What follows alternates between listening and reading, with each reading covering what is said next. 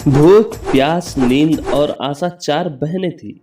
एक बार में उन चारों में बड़ी होने का लड़ाई हो गई। आपस में चारों लड़ने लगे कि मैं बड़ी हूँ तो मैं बड़ी हूँ। जब लड़ते झगड़ते चारों किसी निष्कर्ष पर नहीं पहुंची तो वो लड़ती झगड़ती एक राजा के पास पहुंची। राजा ने पूरा माजरा पूछा। सब वहां भी वही बात करने लगे कि मैं बड़ी हूँ तो मैं बड़ी हूँ। राजा ने सोचकर सबसे पहले भूख से पूछा, क्यों बहन, आखिर तुम कैसे बड़ी हो? भूख बोली, मैं इसलिए बड़ी हूँ क्योंकि मेरे कारण ही घर में चूल्हे जलते हैं, पांचों पकवान बनते हैं और वे जब मुझे थाल सजा कर देते हैं तब मैं खाती हूँ, नहीं तो मैं खाऊं ही नहीं। राजा ने सोचने लगा और सोचकर अपने कर्मचारियों से कहा कि जाओ राज्य भर में ये ऐलान करा दो कि कोई अपने घर में चूल्हा न जलाए, पांचों पकवान न बनाए, थाल न सजाए। भूख लगेगी तो भूख जाएगी कहाँ? ठीक ऐसा ही हुआ। राज्य में ऐलान करवा दिया गया कि कोई घर में चूल्हा न जलाए, पांचों पकवान न बनाए, थाल न सजाए। ऐसा ही हुआ। सारा दिन बीता, आधी रात बीती। भूख को भूख लगी। उसने चारों तरफ खोजा, लेकिन भूख को खाने को कहीं कुछ नहीं मिला। लाचार होकर वह एक घर में पड़े बासी रोटी के टुकड़े को खाने लगी। प्यास ने भूख को बासी रोटी खाते हुए देख लिया तो दौड़ी दौड़ी राजा के पास पहुंची और बोली, महाराज, भूख हार गई। उसने बासी रोटी के टुकड़े खाए हैं, देखिए बड़ी तो मैं ही हूं। अब राजा ने उससे पूछा कि तुम कैसे बड़ी हो? प्यास बोली, मैं बड़ी हूँ, मेरे कारण ही लोग कुएं तालाब बनवाते हैं, बढ़िया बर्तनों में पानी भरकर रखते हैं और वे जब मुझे गिलास भरकर देते हैं तब मैं उसे पीती हूँ, नहीं तो मैं पीऊँ ही नहीं। राजा ने अपने सेवकों से फिर से वही बात कही कि सारे राज्य में मुनादी करा दो कि कोई भी अपने घर में पानी भरकर नहीं रखे, किसी को गिलास भरकर पानी ना दे, कुएं तालाबों पर पहरे बिठा दो, प्यास को लगेगी तो देखें कहाँ जाती है। ठीक ऐसा ही हुआ।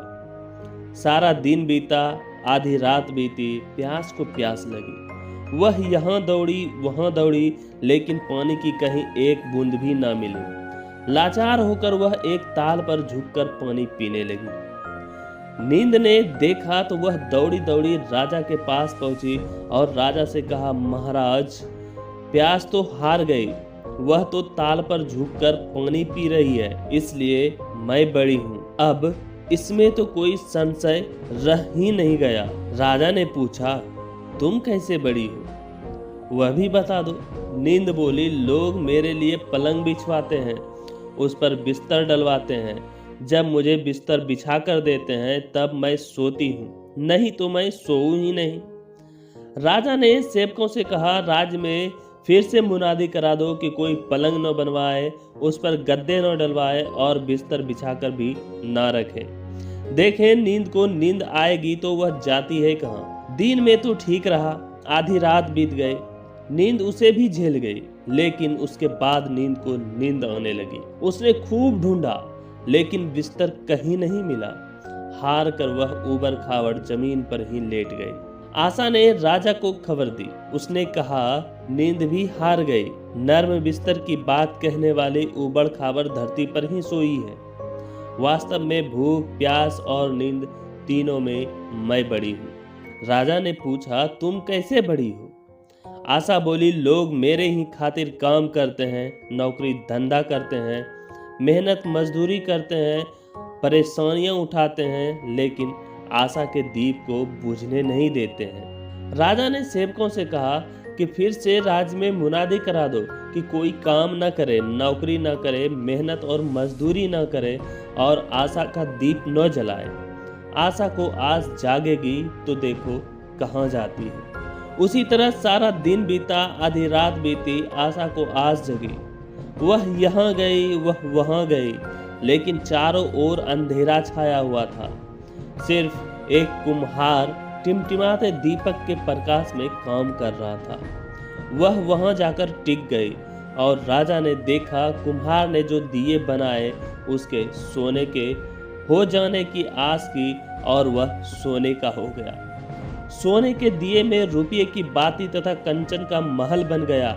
जैसे उसकी सभी आशाएं पूरी हो गई, जैसे उस कुम्हार की सारी आशाएं पूरी हुई, वैसे ही सबकी आशा पूरी हो। कामनाओं के दीप बुझे तो अच्छा है, लेकिन आशा का दीप कभी बुझने नहीं देना चाहिए।